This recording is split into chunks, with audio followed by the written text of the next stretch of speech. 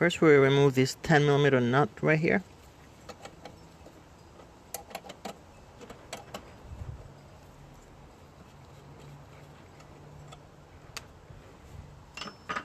Next remove the bracket. Lift up and twist it so it unhooks from here.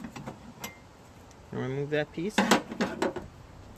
Carefully lift up the old battery.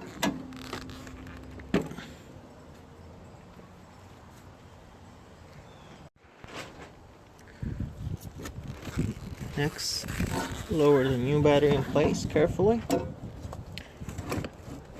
Make sure that it's sitting properly on the tray.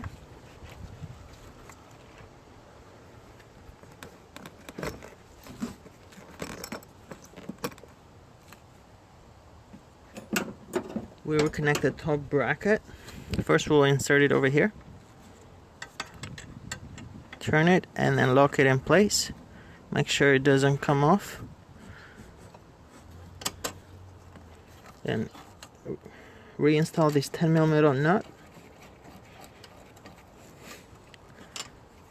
Just tighten it until it's the battery secure. You don't want to over tighten this bolt right here, otherwise you can crack the battery housing.